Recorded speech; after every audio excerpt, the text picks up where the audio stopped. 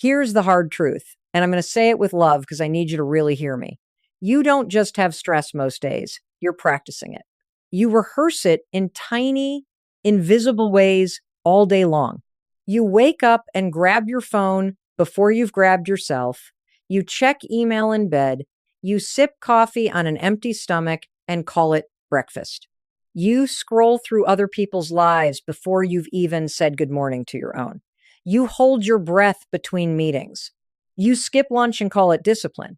You chew on the same worry like it's gum that still has flavor. That is a practice.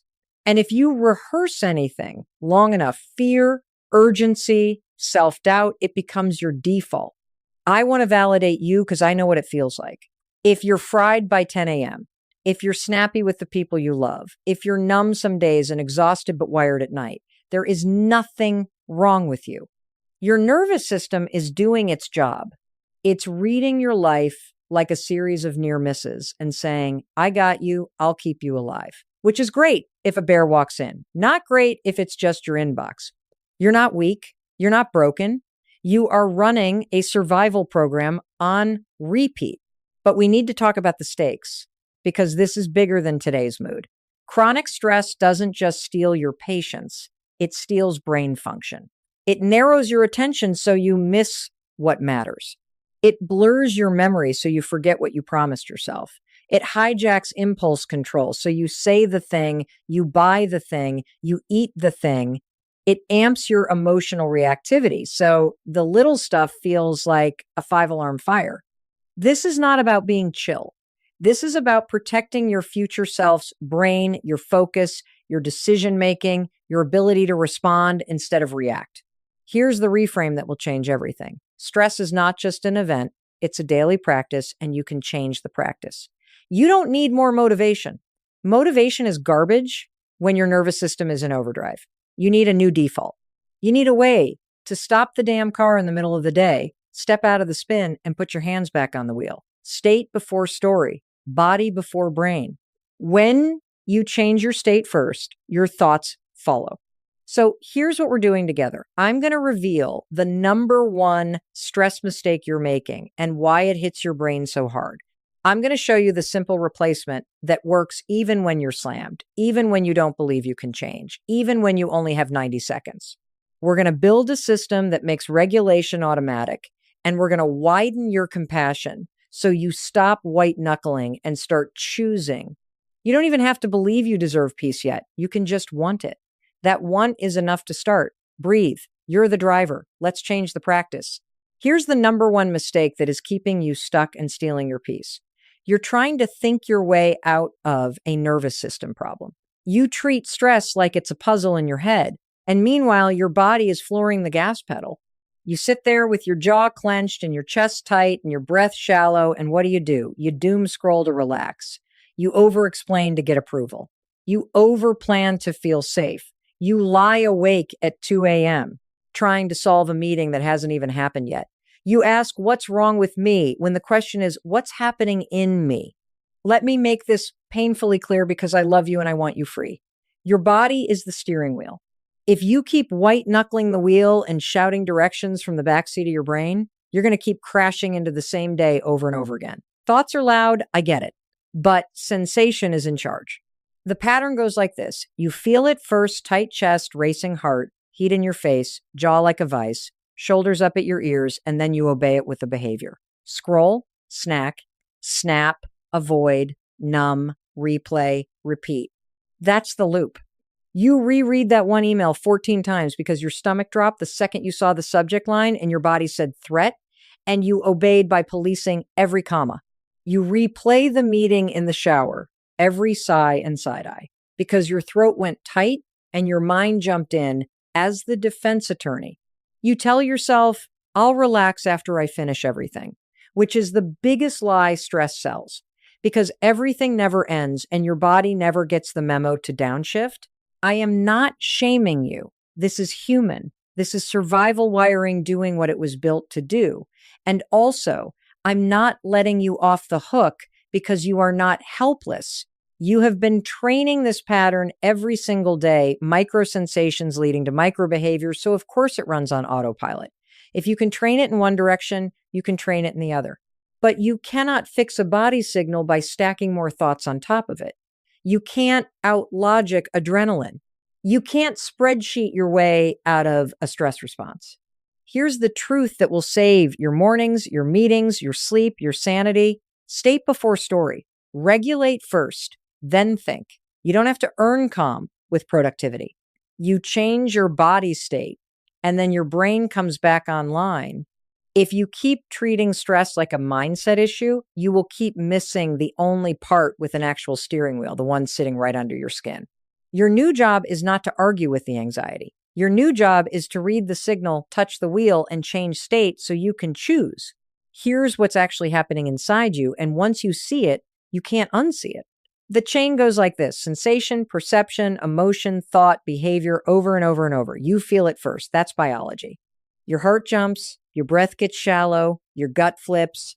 Then your brain makes a snap judgment perception, safe or threat. And it is not asking you. It is deciding for you based on old wiring. Then comes emotion, fear, irritation, shame, urgency, followed by the story in your head. They're mad at me. I'm behind. I'm screwing this up. I need to fix it right now. And because thoughts drive behavior, you fire off the email. You rehearse arguments in the shower. You scroll. You snap. The behavior either confirms the story or kicks up more sensation, and boom, you're back at the top of the loop. Sensation story spiral. This is not because you're broken. This is because your nervous system is doing its job. Under pressure, your survival network takes the wheel. Your prefrontal cortex, the part behind your forehead that does planning, patience, perspective, impulse control, goes dim. It's not gone. It's just getting less fuel because your body is prioritizing survival. Get oxygen to the big muscles, dilate the pupils, shut down digestion, pump adrenaline. You're not failing. You're flooded. And when you're flooded, access to your best thinking narrows. The part of you that sees the big picture, that waits, that chooses, that part gets shoved to the back seat while your body drives. Now here's the trap that keeps you stuck. You try to think your way out of it. You add more thoughts to a body that's already screaming. You analyze the tone of a text like it's the Zapruder film. You say, I'll just figure it out. And all that does is feed the loop because thinking is not regulating. It's like trying to pick a vacation destination while the car is sliding on ice. You can debate beaches versus mountains all you want. If you don't stabilize the skid, you're going to end up in a ditch. First, you get traction, then you steer. State before story. I want you to imagine this like a road trip because that's how your life works. You're the driver. The weather shifts without asking your permission. A truck cuts you off. Your phone buzzes with bad news. The calendar dings, and you realize you're double booked. Ice, ice, ice. If you fight the wheel and overcorrect control, people-pleasing, perfectionism, you'll spin. If you try to plan dinner while fishtailing, you'll crash. You don't need to be stronger. You need to slow the slide. Hands on the wheel, eyes on what you want to move toward, gentle correction. Then, when the tires grip, you can decide the next turn. So let's smash this cultural lie, I should be able to handle this. No, you're a human with a nervous system, not a robot with infinite CPU. Flooded is flooded. The smartest, most disciplined people you know lose access when stress hijacks their body. That's not a character flaw. That's circuitry. Your job is not to white knuckle the story. Your job is to protect your brain so you can get your choices back. Regulate first, then decide. Stabilize the car, then pick the destination. That's how you interrupt the spiral and start driving your day again. Let me name the quiet killer that is stealing your focus, your patience, and your sleep. And it is so sneaky, you'll swear it's normal. Microactivation without recovery. Tiny spikes all day, no off-ramp. You ping your system 100 times and never complete the cycle. Never give your body the all clear. It's not the big blowups that are wrecking you. It's the constant drip, drip, drip of charge that never discharges. You want examples? Here we go. You check notifications while you're brushing your teeth. You read headlines while you eat. You bounce between 6 tabs like you're auditioning for a circus. You reply instantly to prove you're on it. You leave for work 5 minutes late because the pressure buzz feels familiar. You gulp caffeine on an empty stomach. You skip sunlight. You skip movement. You hold your breath during emails. You finish a meeting and immediately open another one in your brain. You reach for the phone the second you feel bored. None of that looks like stress, right? It's just life. Except physiologically, every one of those is a little alarm bell. Activate, activate, activate. Why does it feel normal? Because it's become your baseline. Your body has learned that urgency is the job description. The nervous system is brilliant like that. Whatever you repeat, it installs as default. So when there's a quiet moment, you poke yourself. You add a tab. You scroll. You overcommit. You keep the RPMs up because part of you believes that if you coast, you'll crash. That's not you being broken. That's your survival wiring, building a home in the yellow zone. And it works until it doesn't. Until the email that wouldn't have phased you last year drops you through the floor. Until your kid asks a simple question and you snap like they pulled a fire alarm in your chest. You're not weak. You're constantly activated and rarely recovered. Here's the critical distinction that will set you free. Activation is not the enemy. Incomplete activation is. Your stress response is designed to mobilize you, spike, respond, complete, recover. A full cycle ends with your body getting the memo. We're safe now. That memo is physiological, not intellectual. It's the long exhale that actually leaves your body, the shoulders dropping, the yawn, the laugh, the walk, the sunlight on your retinas, the hug that lasts 12 seconds instead of 2, the transition between tasks instead of slamming them back to back like train cars with no coupler. When you skip completion, the charge stacks, and stacked charge becomes your personality for the day.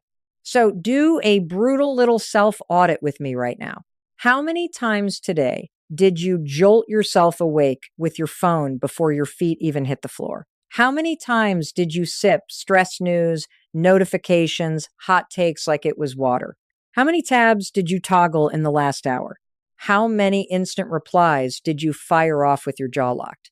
And then ask the most important question of all. How many times did you give your body a clear "we're safe" signal? Not think it, signal it.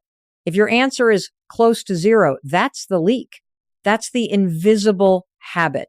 And the second you see it, you can start changing it because state before story only works when you're willing to stop sprinkling gasoline on your nervous system all day and start completing the cycle moment by moment, 90 seconds at a time. Stop the damn car. I mean it. When you feel that surge, jaw clamps, chest tight, brain going static, you don't keep driving and hope the skid magically corrects itself. You pull over, not later, now, 90 seconds. Because the fastest way to change stress is to change your state first, then your thoughts follow. You're not going to negotiate with your nervous system. You're going to lead it. Here's the reset, and it's behavioral first. You do not wait to feel calm. You create calm with an action. Feet, jaw, exhale. That's your sequence. Plant your feet flat on the floor or press them into your shoes like you're putting roots down. Unclench your jaw, drop your tongue from the roof of your mouth, soften the space behind your molars, let your shoulders fall an inch, and then a little more. Now breathe like you mean it. In through the nose for a count of 4. Slow exhale through pursed lips for a count of 8. Longer exhale than inhale, always. Do 3 rounds. Then 3 more. You don't have to like it. You just have to do it for 90 seconds. While you're exhaling, keep cueing your body with plain language. We're safe. Slow it down. I'm here. Feel your feet. Loosen the jaw again. Yep, it reclenched. Drop it. Let your shoulders melt like warm butter off your collarbones. In for 4, out for 8. If thoughts rush in, fine. Let them float past like cars on a highway while you keep your hands on the wheel, feet, jaw, exhale. That's the practice. Do it anywhere. Bathroom stall, between back-to-back meetings, in your parked car before you walk inside and see your family, in the hallway outside the conference room, in the kitchen while the microwave runs for 60 seconds and you tack on 30 more, on the edge of your bed before you doom scroll at night. You don't need a yoga mat. You don't need a playlist. You need 90 seconds and your body. Why does this work? Because you're flipping the switch that brings your brain back online. The slow exhale taps the brake on your stress response and signals your vagus nerve, stand down. Jaw and shoulders unclenched tell your survival network there's no immediate threat. Feet heavy give your body orientation. We have ground. When the body downshifts, blood flow returns to your prefrontal cortex, the part that does planning, perspective, impulse control, translation. You regain access. You can choose instead of react.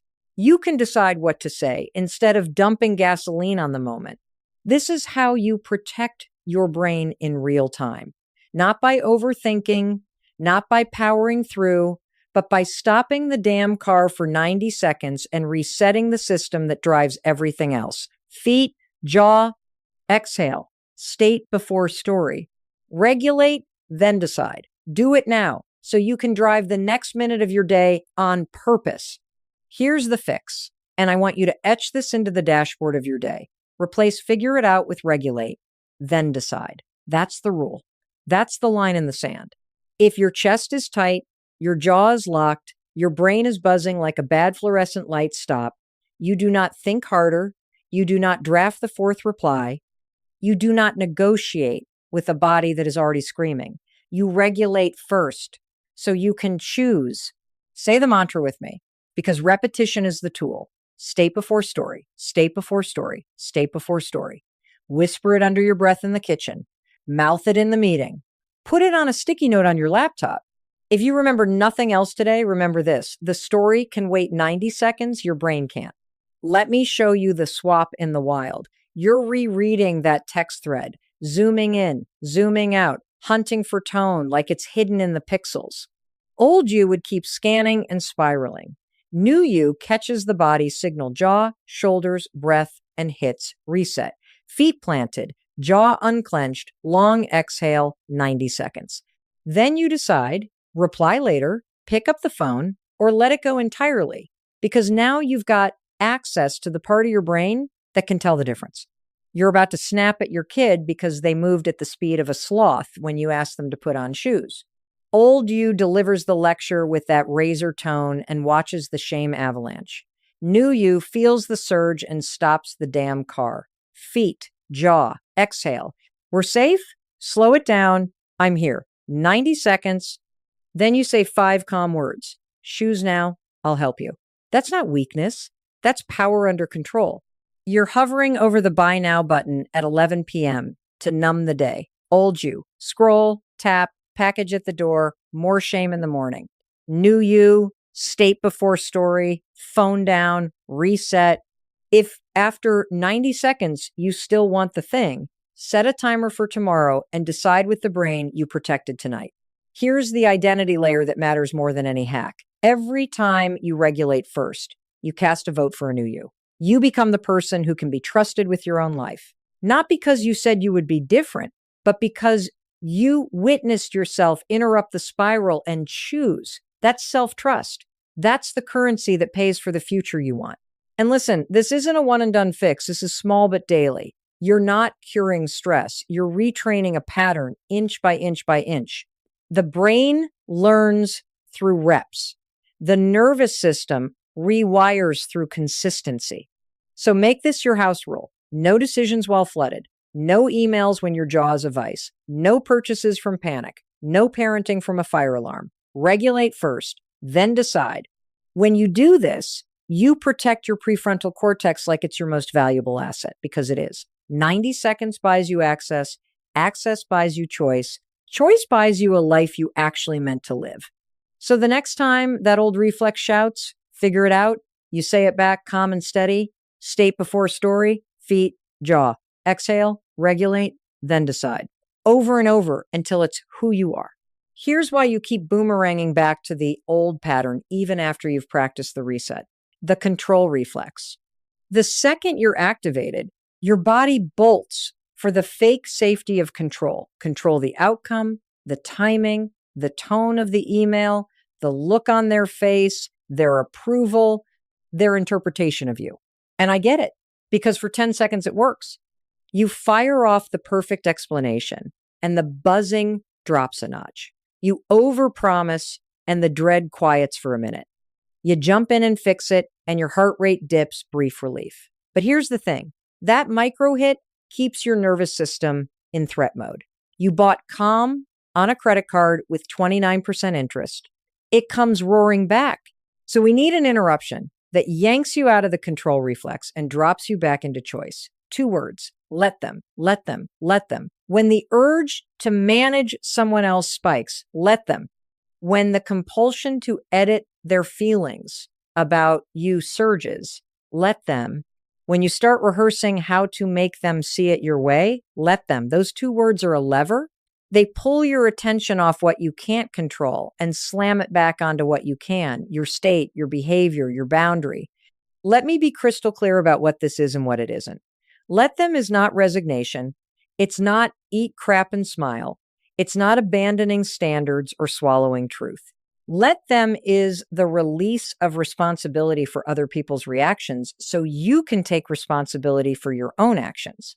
It's dropping the rope in a tug of war you can't win, and then choosing your next move from a regulated place. You can still have boundaries. You can still make requests. You can still walk away. You just stop trying to contort yourself into their remote control. Here's your bridge to the body. Control attempts keep your system scanning for threat, hypervigilant, tight, shallow breath, which means less blood flow to the part of your brain that chooses wisely. Let them, paired with the slow exhale and the jaw drop, is a physiological stand-down order. It tells your survival network there is no lion in the room, just a human with a mood, and the second that lands, your prefrontal cortex flickers back online. State before story. Let them then choose. Micro vignettes so you can feel this in real life. Coworker sends a passive-aggressive, per my last email. Old you drafts a thesis. New you, feet, jaw, exhale. Let them. Then 1 clean sentence. Thanks for flagging, happy to sync live. Schedule it when you're calm or leave it be. Teenager rolls their eyes and huffs down the hall. Old you chases, lectures, escalates. New you, let them. Then the boundary from a steady voice. Car leaves at 7:45. Join us or catch a ride. Friend leaves you on read for 3 days. Old you ruminates, overexplains. New you, let them. Then you return to your lane, make plans you enjoy, send 1 simple check-in later if you want, no essay, no pleading. Partner is grumpy and not matching your energy. Old you fixes, performs, overfunctions. New you, let them. Then ask for what you need or take space. I'm going for a walk. Happy to talk when we're both calmer. Say it with me, because repetition rewires. Let them, let them, let them.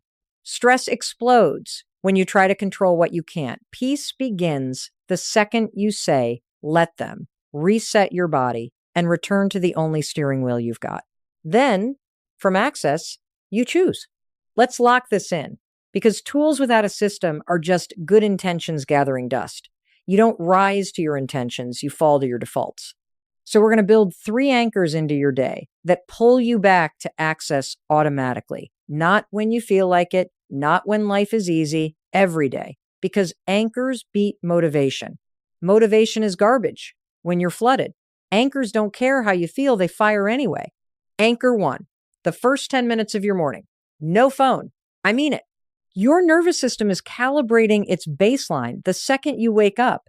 And if the first light your eyes see is a screen screaming, you're behind, you've just set the RPMs high for the next 12 hours. Here's your move: light, water, exhale. Light, open the shades or step outside and let real light hit your eyes for 60 seconds. That's your circadian hello. It sets cortisol at a healthy level instead of a panic spike. Water, a glass before coffee, because you're dehydrated, and dehydration feels like anxiety. Exhale, 1 slow round feet planted, jaw unclenched, in for 4, out for 8, 3 times. That's it. No pep talk, no scrolling. 10 minutes. If you need your phone for an alarm, fine airplane mode until the 10-minute mark. You are setting the baseline lower so your brain has a chance. Anchor 2, a 3-minute midday state check. Put it before lunch or before you touch caffeine. Ask 1 question, tight or open. Scan, jaw, chest, belly. If you're tight, you do 1 regulation round before you eat or sip feed. Jaw, exhale 90 seconds, add 60 seconds of movement if you can walk the hallway. Shake your hands, roll your shoulders, then decide what you actually need. Water first, food with protein, or yes, coffee, but now you're choosing with access instead of dosing a stress state and calling it productivity. Set a recurring alarm with a boring label, state check. When it goes off, you don't negotiate. 3 minutes to protect the next 3 hours of your brain. Anchor 3, a hard stop in the evening. Your brain needs an ending or it will keep rehearsing tomorrow all night. So create one. 2 minutes to write tomorrow's top 3 on a single sheet or in your notes app, just a parking lot. Not a manifesto. 1 minute to close the laptop and physically put it away, shut the lid, click it off, whatever signal's done. 30 seconds of a closing breath, jaw soft, long exhale, and a simple sentence out loud. Work is closed. I'll take it from here. Dim a light, change your shirt, put your phone in a charging spot that is not your pillow's +1. You're telling your nervous system, we're safe, we're done, so sleep can actually do its job. Will you feel like doing any of this? No, that's why it works. Behavior first rewires identity. Every rep says, I'm the kind of person who protects my brain, and your system starts to believe you. Keep it flexible. If you blow the morning, hit the midday. If 10 minutes feels impossible, do 3. If you miss a day, you didn't fail, you resume at the next anchor. This isn't a pristine routine for Instagram. This is a pattern that catches you when life yanks the wheel. State before story, baked into your day. Light, water, exhale. Tight or open. List, lid, long exhale. Little hinges swing big doors. And these 3 hinges will lower your baseline, reduce microactivations, and return your choices faster than any pep talk ever will. Build the anchors and let the anchors build you. Some of you are listening and thinking, Mel, I'm doing the anchors. I'm stopping the damn car and I still wake up electrified. And I want to look you in the eye and say this. Sometimes what you're fighting isn't just a bad habit. It's trauma. It's chronic burnout. It's caregiving that never ends. It's financial strain that keeps knocking at 3 a.m. It's grief. It's hormones gone sideways. Your body didn't pick this. It adapted.